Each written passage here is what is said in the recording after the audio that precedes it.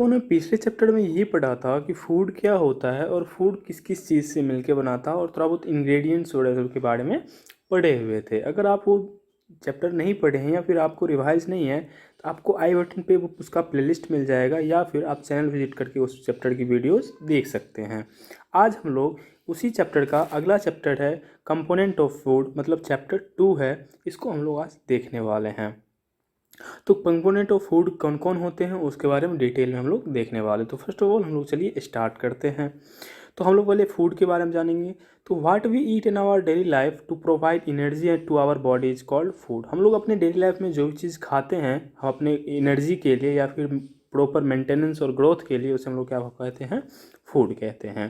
People in different part of country eat different kind of food. मतलब ये तो हम सभी जानते हैं, जैसे हमारा भारत देश है तो भारत देश में ही अलग अलग कंट्री में अलग अलग जगह पे अलग अलग फूड लोग खाते हैं वहाँ के कंडीशन के अकॉर्डिंग। जैसे कि एग्जांपल दिया है कि in northern part of India, northern part हो जाएगा जैसे कि कश्मीर वाला, तो उसमें chapati, dal, vegetable like brinjal, ladies finger, potato etcetera ये सब जो है वहाँ पे खाया जाता है। लेकिन अगर आप साउथर्न पार्ट ऑफ इंडिया देखोगे तो वहाँ पे सांबर, उपमा, राइस, ये सब जो है आपको साउथर्न इंडिया में देखने को मिलता है, खाने को मिलता है। तो ये सब जो है अलग अलग एरिया में अलग अलग जगह खाने को मिलता है। जैसे आप बंगाल चले जाओगे वहाँ पर आपको मछली चावल ज़्यादा खाने के देखने को मिलेगा। अगर बिहार आ जाते हो तो लिट्टी चोखा। तो हर जगह का अलग अलग फूड होता है, ठीक है। Other items like fermented food for example curd, idli, dosa, dish, meat, chicken, fish also eaten. मतलब कि इसमें और भी डिशेस दिए गए हैं जो कि हम लोग खाते हैं। तो आप यहाँ पे देख सकते हैं डिश, अलग अलग डिश है, ये अलग अलग जगह पे खाया जाता है, ठीक है। हम लोग अब आते हैं उसके अगले मेन टॉपिक पे। वो तो जस्ट इंट्रोडक्शन था। अब हम लोग देखने वाले हैं कंपोनेंट ऑफ फूड को। कंपोनेंट ऑफ फूड होता क्या है। Whatever food we eat is made up of more than one component take from plants on animal. हम लोग जो भी फूड खाते हैं वो एक से ज़्यादा कंपोनेंट से मिल के बना होता है, या चाहे वो तो प्लांट से आया हो या फिर एनिमल से आया, लेकिन वो फूड में बहुत ज़्यादा कंपोनेंट्स, मतलब कि एक से ज़्यादा कंपोनेंट्स होते हैं। Food should contain such type of component which provide nourishment to our body and should be responsible for growth and development of our body. These components are called nutrients. आप यहाँ पे आपको एक कन्फ्यूजन हुआ होगा। जब हम पिछले चैप्टर में ये पढ़े थे कंपोनेंट ऑफ फूड में को हम लोग डिफाइन किए हुए थे कि उसे इंग्रेडिएंट किए हुए थे।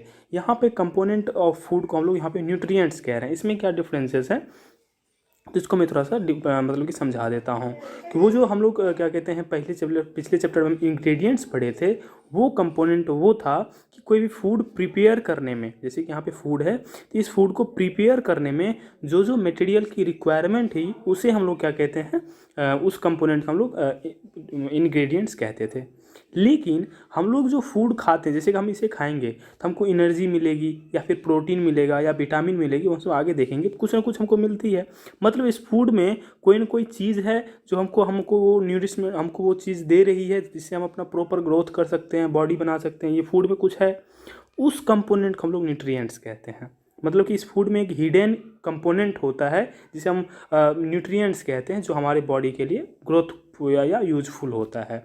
अब वो जो कंपोनेंट था वो इसको बनाने में जो मटेरियल यूज हुआ है उसको हम लोग इंग्रेडिएंट्स कहते हैं। तो आई होप कि आपको यहाँ का कंपोनेंट और वहाँ का कंपोनेंट में डिफरेंस पता चल गया होगा। हम आगे बढ़ते हैं, इसके कितने कंपोनेंट होते हैं। तो कहीं कहीं अगर आप पढ़ोगे फ्रेंड्स तो आपको 7 कंपोनेंट देखने को मिलेगा कि फूड के कितने कंपोनेंट होते हैं, 7। तो लेकिन एक्चुअल में तो 7 होते हैं, लेकिन मेनली 5 होते हैं। 2 जो होते हैं वो अदर होते हैं जो कि हम आगे देखने वाले हैं। तो मेनली कितने टाइप्स ऑफ कंपोनेंट होते हैं, मतलब कितने टाइप्स के न्यूट्रिएंट्स होते हैं, तो 5 टाइप के। कौन कौन? एक होता है carbohydrate, fat, protein, vitamin and minerals. अब इस अलग अलग न्यूट्रिएंट्स का अलग अलग नाम है। जैसे कि कार्बोहाइड्रेट और फैट को एनर्जी गिविंग न्यूट्रिएंट कहते हैं। मतलब कि कार्बोहाइड्रेट और फैट जिस फूड में ज़्यादा होगा उस फूड को हम लोग एनर्जी गिविंग फूड भी कह सकते हैं। अदर भाषा में ये बोले कि अगर आप कार्बोहाइड्रेट और फैट अगर आपके बॉडी में है तो आप ज़्यादा इनर्जेटिक फील करोगे, मतलब आप में ज़्यादा एनर्जी रहेगी। मतलब ये क्या, इसका काम क्या है, एनर्जी देना। एक सेकंड, मैं आज फ्लाइट मोड में देना भूल गया, इसको मैं फ्लाइट मोड में दे देता हूँ। तो इसका काम क्या होता है कि एनर्जी देना। उसी तरह से देखते होंगे कि जो जिम वगैरह सब जाता है, वो जिम जाने वाले को देखते हैं वो अलग अलग प्रोटीन शेक सब पीता है। उससे क्या होता है, बॉडी बनता है। इसीलिए प्रोटीन को क्या कहा गया, बॉडी बिल्डिंग फूड कहा गया।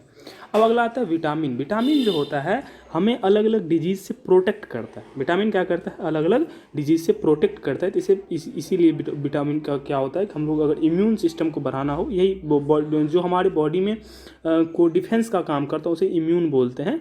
तो ये विटामिन खाने से हमारा क्या होता है, इम्यून सिस्टम बढ़ता है। और मिनरल खाने से क्या होता है, हमारे बॉडी में ग्रोथ और मेंटेनेंस होता है। इसके बारे में हम अलग अलग सेपरेटली अलग अलग आगे देखेंगे। तो यहाँ पे कुछ डिशेस हैं जो कि अलग अलग टाइप के न्यूट्रिएंट्स कंटेन करते हैं। आपको एक बात और भी जाननी होगी फ्रेंड्स कि एक ही फूड में इन सभी जितना भी पांचों टाइप बताएं, पांचों टाइप के न्यूट्रिएंट्स नहीं होते हैं। अलग अलग फूड में अलग अलग टाइप के न्यूट्रिएंट होते हैं। ये हो सकता है कि एक फूड में एक से ज़्यादा न्यूट्रिएंट हो, या फिर मतलब कि दो तीन चार हो, या फिर किसी किसी में पांचों भी हो सकते हैं। लेकिन जनरली सभी फूड में एक सभी प्रकार के न्यूट्रिएंट्स एडिक्वेट अमाउंट में नहीं होता है। अब हम चलते हैं आगे, अलग अलग हम लोग क्या कहते हैं न्यूट्रिएंट्स को पढ़ते हैं। तो पहला हम लोग पढ़े थे कार्बोहाइड्रेट। कार्बोहाइड्रेट न्यूट्रिएंट, इसको हम लोग देखेंगे। तो कार्बोहाइड्रेट क्या होता है, तो carbohydrate is the main component of food, it provides us energy in the form of glucose. Carbohydrate क्या है, एक मेन फूड का मेन कंपोनेंट है जो कि हमें क्या करता है, एनर्जी देता है। किसके फॉर्म में, ग्लूकोज के फॉर्म में। अब ग्लूकोज क्या होता है फ्रेंड्स, तो अगर आप कार्बोहाइड्रेट को डिटेल में पढ़ोगे तो कार्बोहाइड्रेट को ही सैकराइड बोला जाता है। क्या बोला जाता है, कार्बोहाइड्रेट को ही सैकराइड बोला जाता है। सैकराइड क्या होता है, ये अलग अलग टाइप्स के होते हैं। मेनली 3 टाइप्स के होते हैं कार्बोहाइड्रेट। कौन कौन, मोनोसैकराइड, डाइसैकराइड एंड पॉलीसैकराइड। अब है क्या इसमें, जो मतलब कि मोनोसैकराइड मतलब कि जिसमें सैकराइड का नंबर 1 हो उसे मोनोसैकराइड बोलेंगे। डाइसैकराइड जिसमें सैकराइड का नंबर 2 हो उसे डाइसैकराइड बोलेंगे। और पॉलीसैकराइड में सैकराइड की संख्या 3 हो तो हम लोग पॉलीसैकराइड कहेंगे। तो मोनोसैकराइड में आ जाता है ग्लूकोज। क्या आ जाता है, ग्लूकोज। मतलब कि इसमें सैकराइड की संख्या कितनी होती है, 1 होती है। और ये सिंपलेस्ट फॉर्म ऑफ कार्बोहाइड्रेट होता है। क्या होता है, सिंपलेस्ट फॉर्म होता है। मतलब अगर आप इस टाइप का कार्बोहाइड्रेट खाते हो तो ये डाइजेशन के बाद इसी में कन्वर्ट होता है। अगर जैसे कि मान लो सुक्रोज फ्रुक्टोज हुआ, ये डाइसैकराइड पॉलीसैकराइड है, तो अगर उसे आप खाओगे ना तो वो डाइजेशन के ड्यूरिंग वो जो पेट में जब डाइजेस्ट होता है वो आपको ग्लूकोज में ही मतलब कन्वर्ट होता है, तब हमारे बॉडी में एनर्जी होता है। मतलब कि ये क्या है, सिंपलेस्ट फॉर्म में है। तो कार्बोहाइड्रेट किस फॉर्म में हमको एनर्जी देता है, ग्लूकोज फॉर्म में। इसीलिए देखते होंगे कि ग्लूकोज जो है वो इंस्टेंट एनर्जी देती है। क्यों देती है instant energy, because of glucose को डाइजेस्ट होना तो पड़ता नहीं है। क्यों, क्योंकि ये तो खुद सिंपलेस्ट फॉर्म में है, तो ये तुरंत एनर्जी देती है। लेकिन जैसे अगर हम कोई खाना खाते हैं तो वो तुरंत एनर्जी नहीं देता है। क्यों, क्योंकि उसमें जो कार्बोहाइड्रेट वो पहले ग्लूकोज में कन्वर्ट होगा, देन हमको एनर्जी मिलेगी। तो यही डिफरेंसेस होती है। तो आई होप कि ये भी पॉइंट आपको समझ में आ गई होगी। ठीक है, अगला आता है carbohydrate found in starch and sugar containing food item, for example potato, rice, bread, sugar drinks like fruit juice etcetera. अब कार्बोहाइड्रेट किस टाइप के फूड मिलेंगे, तो कार्बोहाइड्रेट आपको स्टार्च और शुगर कंटेनिंग फूड मिलेंगे। मतलब कि जिस तरह से हम कार्बोहाइड्रेट का दूसरा नाम बोले सैकराइड, तो सैकराइड मतलब ही होता है मीठा। जिस तरह से शुगर जिसमें होगा उसमें क्या होगा, आपको कार्बोहाइड्रेट देखने को मिलता है, या जिसमें स्टार्च होगा उससे कार्बोहाइड्रेट देखने को उसमें मिलता है। अगर आप प्लांट के बारे में थोड़ा बहुत जानते होंगे तो आप जानते होंगे कि प्लांट जब फोटोसिंथेसिस करता है तो उसमें भी ग्लूकोज का फॉर्मेशन करता है, और वो ग्लूकोज जो प्लांट में स्टोर होता है वो स्टार्च के फॉर्म में स्टोर होता है। समझ में आ गया। तो आई होप कि आपको स्टार्च भी समझ में आ गया होगा, और इसमें कोई समझने की ज़्यादा चीज़ें हैं नहीं। अब क्वेश्चन ये है कि हम कार्बोहाइड्रेट की कैसे टेस्ट करेंगे, क्या करेंगे, कोई फूड में कार्बोहाइड्रेट प्रेजेंट है हमको कैसे पता चलेगा। इसे ही टेस्ट ऑफ स्टार्च के नाम से जाना जाता है। इसके कुछ मतलब कि क्या कहते हैं, मतलब स्टेप होते हैं, उसको आपको फॉलो करना होगा। पहले आपके पास डाइल्यूट आयोडीन सॉल्यूशन होना चाहिए। अगर आपको किसी भी फूड में मतलब कि कार्बोहाइड्रेट या स्टार्च की प्रेजेंस जानना है कि इसमें प्रेजेंट है या फिर नहीं, आपको उसके लिए क्या ज़रूरी है, डाइल्यूट आयोडीन सॉल्यूशन। उसके बाद क्या करना है, अब हम किसी भी जिस फूड में हम लोग क्या करना है, चेक कर रहे हैं कि इसमें प्रेजेंस है या नहीं, उसमें हम क्या करेंगे, उसको छोटे छोटे स्लाइस या छोटे छोटे टुकड़े में बांट देंगे और उसके ऊपर 2 या 3 ड्रॉप आयोडीन सॉल्यूशन देंगे। अगर आयोडीन सॉल्यूशन देने के बाद अगर उसका क्लॉर ब्लू ब्लैक में कन्वर्ट हो गया, मीन्स उसमें प्रेजेंट है, और नहीं तो नहीं प्रेजेंट है। यहाँ पे एक एग्जांपल पोटैटो का लिया गया। पोटैटो का स्लाइस में काट लिए, मतलब कि ये तो कंप्लीट पोटैटो था, इसको स्लाइस में मतलब छोटे से स्लाइस में बांट दिया। इसके ऊपर 2-3 ड्रॉप जैसे ही आयोडीन सॉल्यूशन दिया तो ये ब्लू ब्लैक में कन्वर्ट हो गया। मतलब पोटैटो क्या करता है आपको कि स्टार्च कंटेन करता है, मतलब उसमें कार्बोहाइड्रेट प्रेजेंस होता है। तो इस तरह से हम लोग क्या करते हैं, टेस्ट ऑफ स्टार्च होती है। किसी भी फूड में स्टार्च होता है तो हमको इस तरह से टेस्ट करना होगा, ठीक है। अब हम आगे बढ़ते हैं। तो हम लोग कार्बोहाइड्रेट के बाद का जो न्यूट्रिएंट्स था उसका नाम था फैट। इस मतलब अब हम लोग किसके बारे में पढ़ने वाले हैं, फैट के बारे में पढ़ने वाले हैं। Fat also provide energy to our body more than carbohydrate. Fat और आपको पिछले याद होगा तो फैट और कार्बोहाइड्रेट जो था वो दोनों एनर्जी गिविंग फूड था। तो कार्बोहाइड्रेट ऑब्वियस ही बात है एनर्जी देगा और फैट भी एनर्जी देता है, लेकिन डिफरेंसेस क्या होता है, तो फैट जो है वो ज़्यादा एनर्जी देता है किसके रिस्पेक्ट में, कार्बोहाइड्रेट के रिस्पेक्ट में। फैट में ऑल्सो भी hazardous to our health, it can cause high cholesterol and heart disease. ये जो फैट है ये हमारे लिए थोड़ा सा डेंजरस, हजार्डियस मतलब क्या होता है कि डेंजरस हो सकता है। ये हमारे हार्ट डिजीज और इसमें ज़्यादा कोलेस्ट्रॉल होने की वजह से हमारे लिए क्या होता है, मतलब बहुत ही प्रॉब्लम क्रिएट करता है। इसका और एग्जांपल दूँ तो ये जो फैट होता है ये हमारे बॉडी में स्टोर्ड होता है, इसे हम स्टोर्ड एनर्जी के नाम से भी जानते हैं। ये स्टोर्ड एनर्जी है। जिस तरह से कार्बोहाइड्रेट अगर स्टोर्ड हो जाएगा, मान लेते हैं कार्बोहाइड्रेट क्या हो गया, स्टोर्ड हो गया, तो उसे हम लोग फैट बोलते हैं। देखते होंगे जिसे हम लोग हिंदी भाषा में चर्बी बोलते हैं, फैट को ही क्या बोलते हैं हम लोग, चर्बी। तो देखते होंगे इसके स्किन क्या हो जाता है, पूरा पूरा मोटा हो जाता है, मतलब उसमें फैट क्या ज़्यादा है। इसमें किस किस फूड में देखने को मिलेगा फैट आपको, घी, चीज़, बटर, ऑयल। जितना ऑयली चीज़ है ना उस सब में आपको फैट देखने को मिलेगा। क्रीम और सम ऑफ फूड, इस सब फूडों में आपको फैट देखने को मिलता है। अब इसका टेस्ट कैसे करेंगे कोई फूड में फैट प्रेजेंट है या फिर नहीं है। तो to test the presence of fat, take a piece of butter on a paper, rub it at the centre. मतलब करना क्या है कि जो फूड का हमको टेस्ट करना है वो फूड हमको लेना है और उसके पेपर पे क्या करना है, उसको इस तरह से रब करना है। इस तरह से उसको क्या करना है, रब करेंगे। तो जब रब करेंगे तो आप एक चीज़ ऑब्जर्व करेंगे तो आपका जो पेपर पे एक ऑयली पैच आ जाता है। यही ऑयली पैच क्या बोलता है कि भाई इसमें फैट जो था प्रेजेंट था। अगर ऑयली पैच नहीं है या मतलब फैट प्रेजेंट नहीं है, अगर ऑयली पैच आ गया तो उसमें फैट प्रेजेंट है। जिस तरह से आप ग्राउंड नट ले लेना, ग्राउंड नट को या पीनट ले लेना, उसको कागज़ पर रब करना, देखो उस पर वाटर मतलब कि उसमें वो ऑयली पैच आ जाता है। ऑयली पैच आ गया मतलब उसमें क्या प्रेजेंट है, फैट प्रेजेंट है। इस तरह से फैट का प्रेजेंस टेस्ट किया जाता है। हम लोग कार्बोहाइड्रेट फैट देख लिया। अब अगला जो न्यूट्रिएंट्स का टाइप था उसका नाम था प्रोटीन। अब प्रोटीन के बारे में पढ़ेंगे। तो प्रोटीन क्या करता है, our body use to build and repair tissue for body it needs protein. मतलब कि अगर हमारा बॉडी किसी भी टिश्यू को रिपेयर करेगा या फिर हमारा बॉडी बिल्ड करेगा या फिर हमारा बॉडी हेल्दी हो, मतलब कि थोड़ा सा मसल बनाएंगे, तो उसके लिए हमको बॉडी को क्या ज़रूरत होती है, प्रोटीन की ज़रूरत होती है। जैसे कि nails, hair, skin, muscles and blood are all made of protein. मतलब कि जैसे ये सब जितने भी हम लोग बॉडी में पार्ट्स हैं इसमें सभी मोस्टली प्रोटीन से ही मिलके बने होते हैं। हेयर निकोटीन प्रोटीन, अलग अलग प्रोटीन से मिलके बने होते हैं। तो मेनली ये सब इनडायरेक्टली बोले तो ये सभी चीज़ें क्या है, प्रोटीन से मिलके बना है। प्रोटीन किस किस फूड में मिलेगा आपको देखने के लिए, तो एग, मीट, फिश, ओट्स, दाल, आलमंड, मिल्क, ये सब में आपको प्रोटीन देखने को मिलेंगे। ठीक है। अब प्रोटीन का कैसे टेस्ट करना है भाई, किस फूड में टेस्ट प्रोटीन है, इसके लिए आपको दो सॉल्यूशन की ज़रूरत होगी। जिस तरह से कार्बोहाइड्रेट टेस्ट के लिए हमको एक आयोडीन सॉल्यूशन की ज़रूरत थी, उसी तरह से प्रोटीन को टेस्ट करने के लिए हमको दो टाइप्स का सॉल्यूशन चाहिए। कौन कौन सॉल्यूशन, तो कॉपर सल्फेट और कास्टिक सोडा। अब ये तो सॉल्यूशन अगर मान लो हमारे पास प्रेजेंट है तब कैसे टेस्ट करेंगे, तो इसका पहला स्टेप है grind the food simply finally.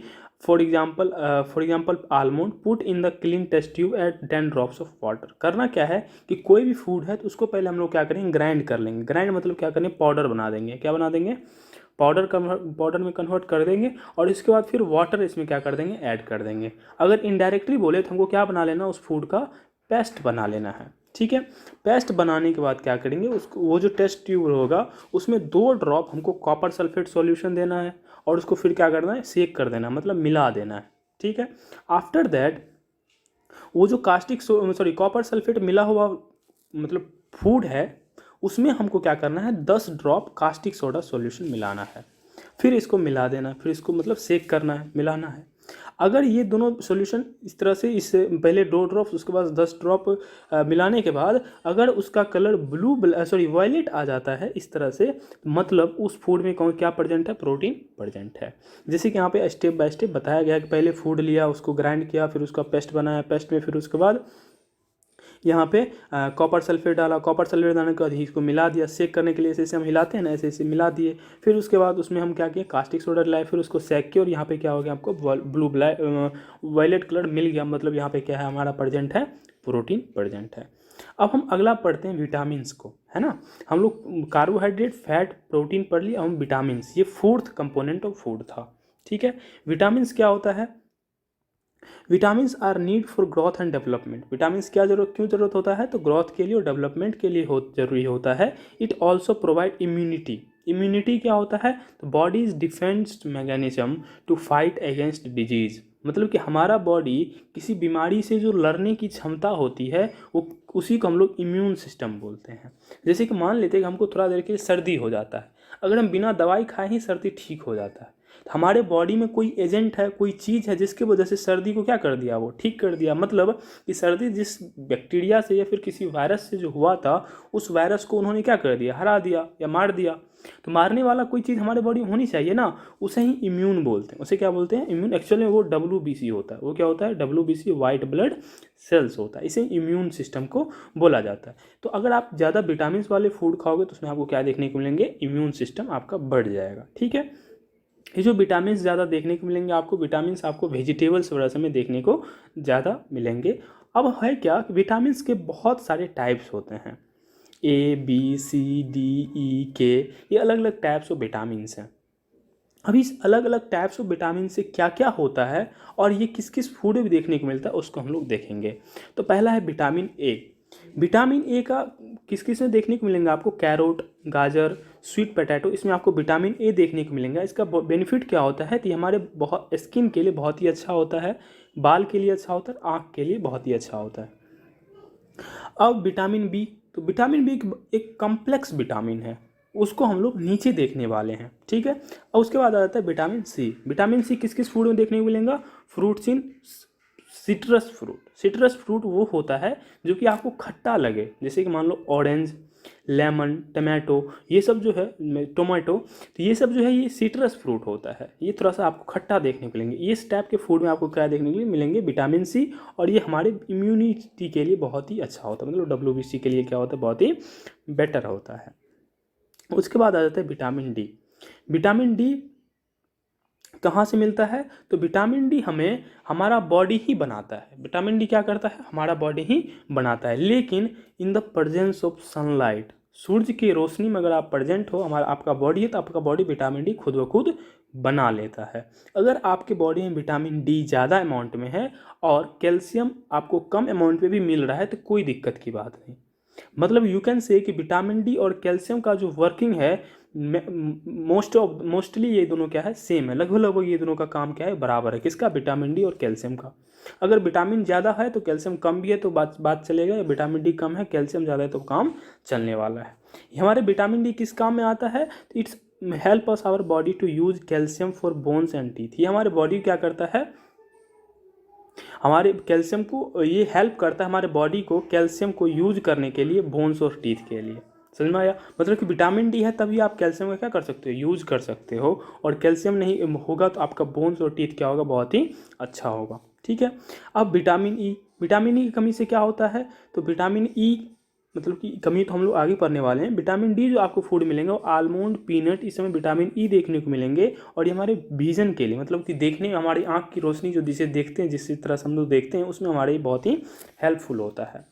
अब विटामिन के है, विटामिन के ये किस में देखने को मिलेंगे आपको, स्पिनच, ब्रोकली, इसमें विटामिन के देखने को मिलेंगे। और ये हमारे ब्लड के लिए बहुत ही अच्छा होता है। हमने ऊपर बी को स्किप कर दिया था, बोले थे बी क्या होता है, कम्प्लेक्स होता है। लिटरली क्या होता है, बी कम्प्लेक्स होता है। There are group of vitamin called vitamin B complex. होता क्या है कि ये जो अभी हम ABCDE के पढ़े, ये विटामिन के टाइप थे। और विटामिन का एक टाइप होता है बी का भी टाइप होता है, vitamin B1, B2, B3, B5, B6, B8, B9, B12, ये सभी विटामिन बी के टाइप्स। विटामिन बी विटामिन के टाइप्स हैं। तो विटामिन इतने जितने टाइप्स हैं, इसमें से हम पूरे टाइप्स को नहीं पढ़ेंगे, विटामिन B1 को पढ़ेंगे, वो भी आगे। समझ में आ गया। और ये सभी विटामिन मिलकर विटामिन बी कम्प्लेक्स बना देता है। ऑब्वियस ही बात है, जब ज़्यादा चीज़ मिल जाएगा तो क्या हो जाएगा, कम्प्लेक्स बना देता है, ठीक है।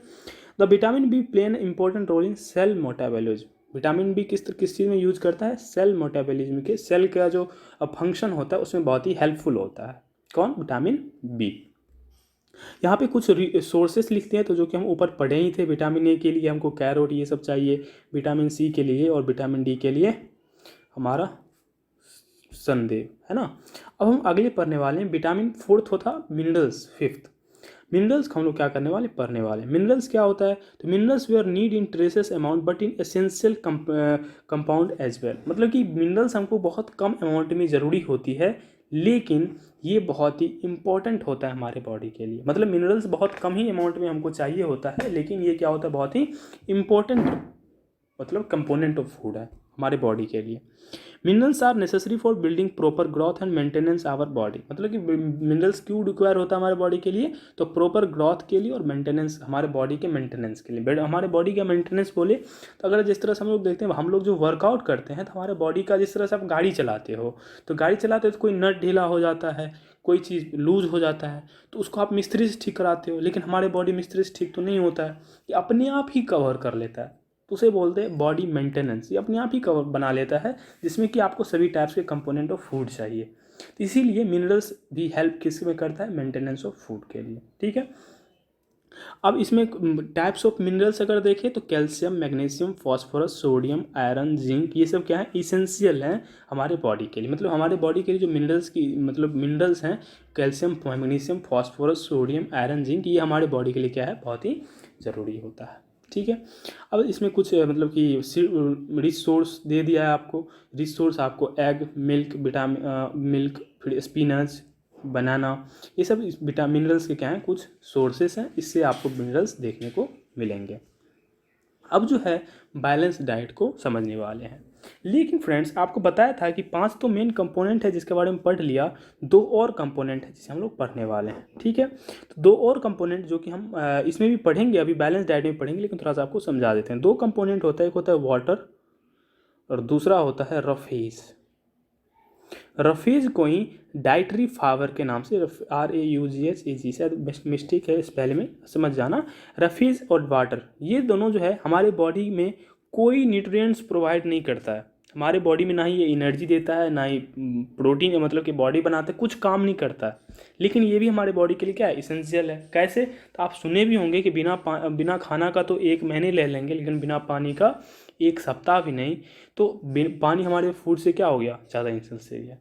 तो वाटर का काम क्या होता है, तो वाटर एक्चुअली एक्सक्रीशन में हेल्प करता है। दूसरा, वाटर बॉडी टेम्परेचर को मेंटेन करने के लिए हेल्प होता है। अब ये रफेज क्या है भाई, तो रफेज है हम जो एक्सक्रीशन करते हैं। एक्सक्रीशन मतलब कि हम जो फूड लेते हैं वो तो कुछ कुछ फूड अनडाइजेस्ट होता है, तो अनडाइजेस्ट फूड निकालने में रफेज जो है बहुत इम्पोर्टेंट रोल प्ले करता है।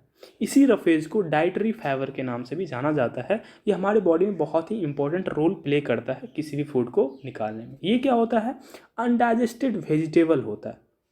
ये क्या होता है, अनडाइजेस्टेड वेजिटेबल, मतलब कि वेजिटेबल आप खाते हो तो उसका जो छिलका वगैरह सब होता है, कुछ कुछ पार्ट जो होता है वेजिटेबल को अनडाइजेस्ट होता है, मतलब उसे पचा नहीं सकता है हमारा बॉडी, लेकिन वो जो अदर अनडाइजेस्टेड फूड है उसको निकालने में हेल्प करता है। अब क्वेश्चन ये राइज होता है कि सर अगर हम रफेज वाला फूड ना खाएं तो हमको बॉडी, ऑब्वियस सी बात है, एक्सक्रीशन में क्या कहते हैं, बहुत ही क्या कहते हैं प्रॉब्लम होगा, तो उससे क्या हो जाएगा, है ना, धीरे धीरे ही निकलेगा, क्या दिक्कत हो जाता है, उससे आपको कॉन्स्टिपेशन की बीमारी हो जाएगी। क्या हो जाएगी, कॉन्स्टिपेशन की बीमारी हो जाएगी, जिसे हम लोग हिंदी में बोलते हैं कब्ज।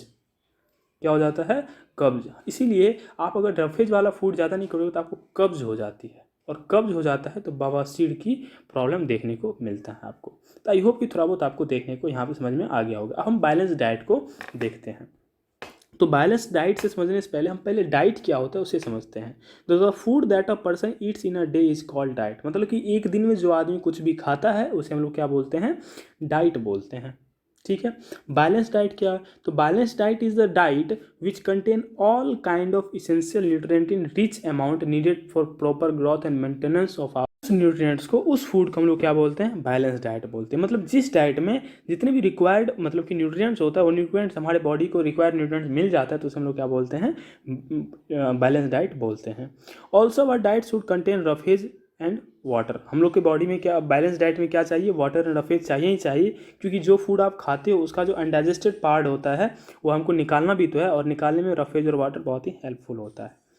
Balance diet depends on the age and type of physical work we do. मतलब कि बैलेंस डाइट किसके ऊपर डिपेंड है, तो बैलेंस डाइट आपके काम के ऊपर और आपका कितना एज है उसके ऊपर डिपेंड है।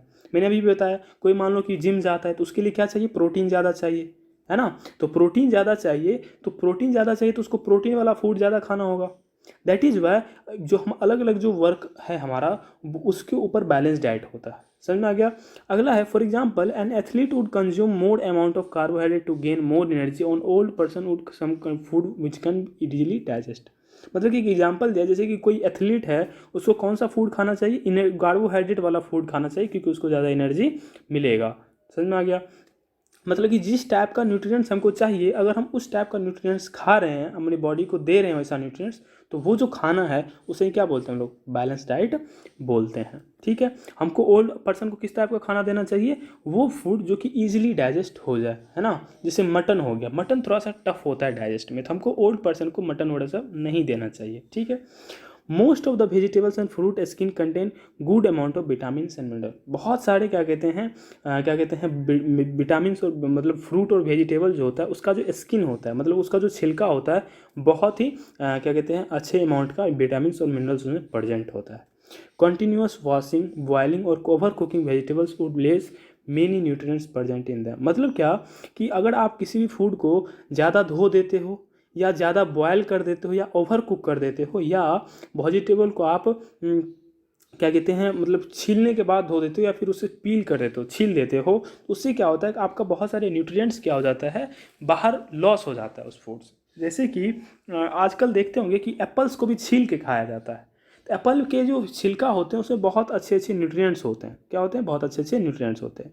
अगर हम उस एप्पल के छिलका को छील दें तो वो एप्पल का जो न्यूट्रिएंट्स होगा क्या हो जाएगा, वो ख़त्म हो जाएगा। तो उसे ही बोलते हैं वेस्टेज ऑफ न्यूट्रिएंट्स, उसे बोलते हैं लॉस ऑफ न्यूट्रिएंट्स। तो लॉस ऑफ न्यूट्रिएंट्स के कितने कारण हो सकते हैं, कंटिन्यूअस वॉशिंग, अगर आप ज़्यादा धो देते हो किसी भी फूड को तो उससे आपका न्यूट्रिएंट्स वेस्ट हो जाता है।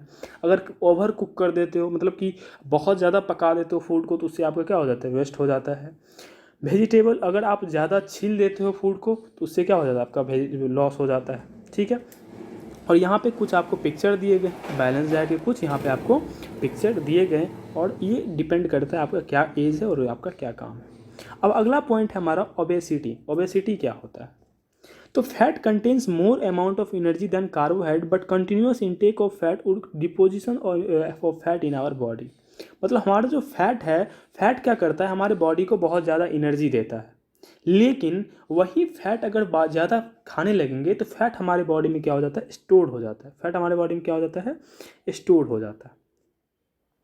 अब आपका एक वर्क है कि हमारे बॉडी ना सिर्फ फैट को ही स्टोर कर सकता है। क्या कर सकता है, सिर्फ फैट को ही स्टोर कर सकता है, लेकिन इस फैट के साथ कुछ जो विटामिन्स हैं वो भी रह लेते हैं, और कुछ विटामिन्स बॉडी में नहीं रह पाता है। जैसे आज खाए वो कल ख़त्म हो जाएगा, फिर से वो विटामिन्स वाला आपको फूड लेना पड़ेगा।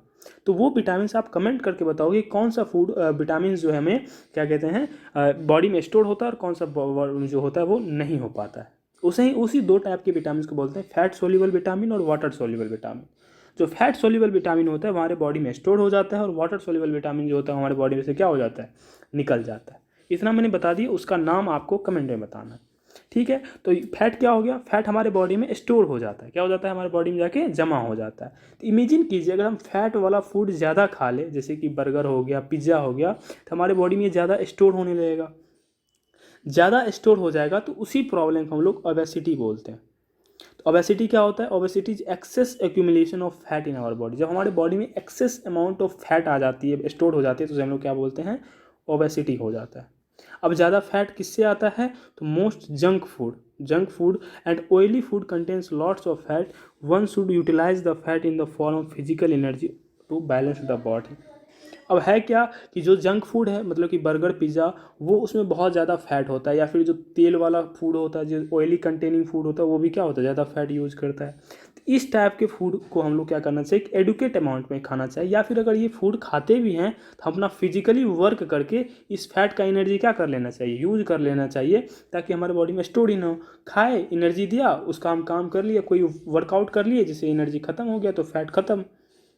लेकिन हम काम नहीं करते हैं, ज़्यादा फैट वाला खा लेते हैं, तो वो क्या हो जाता है, ओबेसिटी को हो जाता है। आई होप कि आपको ओबेसिटी भी समझ में आ गया होगा। अब हम पढ़ने वाले हैं डिफिशियंसी डिजीज, और ये जो है ये हमारे इस चैप्टर का और इस वीडियो का लास्ट पॉइंट है, लास्ट टॉपिक है। तो चलिए हम लोग डिफिशियंसी डिजीज को पढ़ते हैं। सबसे पहले डिफिशियंसी डिजीज होता क्या है, तो थोड़ा सा फ्रेंड्स यहाँ पे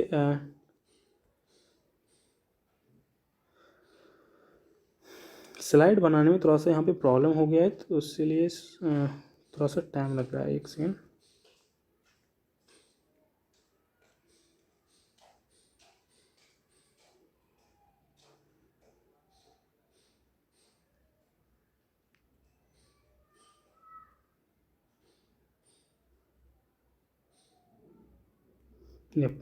चलिए हम लोग स्टार्ट करते हैं एंड नो, तो थोड़ा सा स्लाइड में प्रॉब्लम हो गई थी। हम लोग चलते हैं, पढ़ रहे थे डिफिशियंसी डिजीज को। डिफिशियंसी डिजीज क्या होता है, the disease cause due to deficiency of particular nutrients और minerals in our diet for a long period is time is called deficiency disease. हम लोग ये पढ़े कि हमारे बॉडी के लिए जितने भी न्यूट्रिएंट्स थे, सभी न्यूट्रिएंट्स चाहिए, तब हमारा बॉडी क्या होगा, अच्छा वर्क करेगा।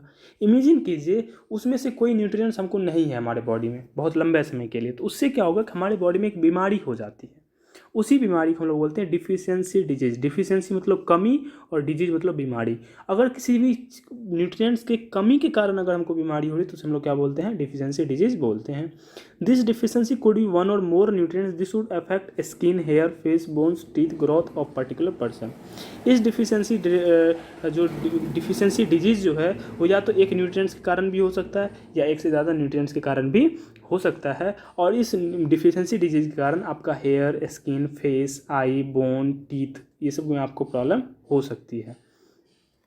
This deficiency can be overcome by taking balanced diet. If a person is deficient of both carbohydrate and protein, this would be lead to make that person very thin and weak. ये जो deficiency disease है इसको ठीक करने का एक ही तरीका है, आप उस जिस चीज़ का कमी के कारण हमको बीमारी है, जैसे कि मान लो हमको विटामिन ए के कारण हमको कम दिख रही है, तो उस बीमारी को हमको ठीक करने के लिए हमको विटामिन ए वाला ज़्यादा फूड खाना चाहिए। तो उस विटामिन ए वाला ज़्यादा फूड खाएंगे हम क्या हो जाएंगे, हम लोग को बॉडी हम लोग का हेल्दी हो जाएगा। भाई इतना ही होता है। और अगर आपके बॉडी में कार्बोहाइड्रेट और मतलब कि फैट के कम, प्रोटीन के कमी के कारण आप मतलब कि जैसे कि आप कोई काम कर रहे हो, आप कार्बोहाइड्रेट कम ले रहे हो, प्रोटीन कम ले रहे हो, तो आपके बॉडी जो होता है बहुत ही क्या हो जाता है, वीक हो जाता है और थीन पतला हो जाता है। और इसी का अगर ज़्यादा कमी हो जाए, मतलब कि आपके बॉडी में कार्बोहाइड्रेट और प्रोटीन की कमी के कारण जो डिजीज होती है उसे बोलते हैं मरासमस एंड क्वाशियरकोर। क्या बोलते हैं, मरासमन एंड क्वाशियर के कोर। आप स्पेल लिख लेना गूगल से, क्वाशियर कोर और मरासमस दो बीमारी होते हैं अगर आपके बॉडी में कार्बोहाइड्रेट प्रोटीन की कमी हो तब। उसी तरह से अलग अलग विटामिन, अलग अलग मिनरल्स के कमी के कारण हम देखने वाले हैं कि क्या क्या होने वाली है। तो कार्बोहाइड्रेट और प्रोटीन की वजह से कौन सा बीमारी होने वाली है, मरासमन एंड क्वाशियर कोर। अगर आपके बॉडी में विटामिन ए की कमी है तो आपको नाइट ब्लाइंडनेस होगी, मतलब रात को क्या होगा, नहीं दिखेगा, आपका रात को देखने में प्रॉब्लम होगी। अगर आपके बॉडी में विटामिन B1 की कमी है तो आपको बेरी बेरी हो जाएगा। बेरी बेरी में क्या होगा, तो आपको नर्वसनेस देखने को मिलेगा, पैरालिसिस अगर मार देता है कभी कभी, वीक मसल आपका क्या हो जाता है, वीक हो जाता है। विटामिन सी की कमी से क्या होता है, स्कर्वी। इसका क्या मतलब, स्कर्वी में क्या देखने को मिलेगा आपको, गम से ब्लीडिंग, मतलब कि दांत से खून निकलते रहेगा। लेट हीलिंग ऑफ वुंड, मतलब कि अगर कोई घाव हो जाता है तो बहुत जल्दी नहीं भरेगा, मतलब क्या कौन सी कमी है, विटामिन सी, और उस बीमारी को हम लोग स्कर्वी बोलते हैं। अगला है विटामिन डी। विटामिन डी कमी से रिकेट्स होता है। इसका क्या सिम्टम्स है, तो वीक बोन, डिकेइंग टीथ। अगर आपका बोन बहुत ही कमज़ोर है और आपका दांत टूट रहा है तो मतलब आप में कौन सी कमी है, विटामिन डी की कमी है, और उस बीमारी को हम लोग रिकेट्स बोलते हैं। विटामिन के कमी से हेमरेज होता है। इसमें क्या होता है कि ब्लड क्लॉट करने लगता है और उसी कारण क्या हो जाता है, हमारा हेमरेज होता है। जैसे ब्रेन हेमरेज, ब्रेन हेमरेज मतलब क्या हुआ कि ब्रेन को ब्लड नहीं पहुंच रहा है, ब्लड जहाँ पहुँचेगा उसके रास्ते में अगर ब्लड क्लॉट हो जाता है तो ब्लड इधर पहुँचेगा ही नहीं, और ब्रेन को ब्लड नहीं जाता, उसे हम लोग ब्रेन हेमरेज बोलते हैं। तो विटामिन की कमी से क्या होता है, हेमरेज होता है। अब कुछ मिनरल्स हैं जैसे कि कैल्शियम या फॉस्फोरस। कैल्शियम फॉस्फोरस की कमी से क्या हो जाता है, बोन एंड टूथ डीके होता है। वीक बोन टूथ डीके मतलब इसमें क्या होता है, आपका दांत और टूथ क्या हो जाता है, कमज़ोर हो जाता है। आयोडीन की कमी से क्या होता है, ग्वाइटर रोग होता है। आयोडीन की कमी से क्या होता है, ग्वाइटर। इसमें क्या होता है कि आपका जो गला हो जाता है, गला में बहुत सारे गला फूल जाता है आपका इस तरह से। जैसे आपका ये नेक है तो ये नेक में इस तरह का आपको देखने को मिलेंगे। इसे ही बोलते हैं घेंघा हिंदी में, और इंग्लिश में से ग्वाइटर बोलते हैं। आयरन की अगर कमी है तो आप उस आयरन कमी से जो बीमारी होती है एनीमिया होती है, और इस बीमारी में आपको क्या कहते हैं, आरबीसी की प्रोडक्शन में क्या हो जाएगा, बहुत ही कमी। आरबीसी क्या होता है, तो ब्लड का एक पार्ट होता है। क्या होता है, ब्लड का एक पार्ट होता है। उसमें आरबीसी और डब्ल्यूबीसी प्लेटलेट्स ये सब मिलके ब्लड बना होता है। तो आरबीसी उसमें क्या हो जाएगा, आपका बहुत कम हो जाएगा। कब, जब आप में आयरन की कमी होती है। जैसे यहाँ पे फिगर में दिखाया गया है, जब आपके में आयरन प्रचुर मात्रा में तो आप में आरबीसी इस तरह से दिखेंगे। लेकिन अगर आपकी बॉडी में आयरन की कमी है तो आप में देखते हो कभी कहीं कहीं आपको प्लेट यही लाल वाला जो है इसे ही रेड ब्लड सेल्स आरबीसी बोलते हैं।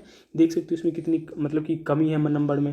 तो आयरन की कमी है तो आप में बॉडी में क्या होता है, आरबीसी। और अगर आप में डिफिशियंसी, अगर मान लो कि विटामिन डी की कमी से कौन सी बीमारी होती है, तो हम लोग देखें रिकेट्स। रिकेट्स में आपको पेड़ इस तरह से टेढ़ा वगैरह सब हो जाता है। और कार्बोहाइड्रेट प्रोटीन के बारे में बता दिया कि उसमें कौन सी बीमारी होती है, क्वाशरकन मरासमस। और इसी के साथ आपका सभी का सभी चैप्टर क्या हो जाता है, मेरे हिसाब से ख़त्म हो जाता है। अगर कोई आपके चैप्टर में कोई प्रॉब्लम है या फिर आपके चैप्टर में कोई क्या कहते हैं, अगर आपको चैप्टर में कोई एक्स्ट्रा चीज़ें हैं तो आप कमेंट कर सकते हो। मैं कमेंट में एक्सप्लेन करने की कोशिश करूँगा। और आज की इस वीडियो में यहीं रखूँगा। फिर मिलते हैं नेक्स्ट वीडियो में। Thank you so much for watching this video.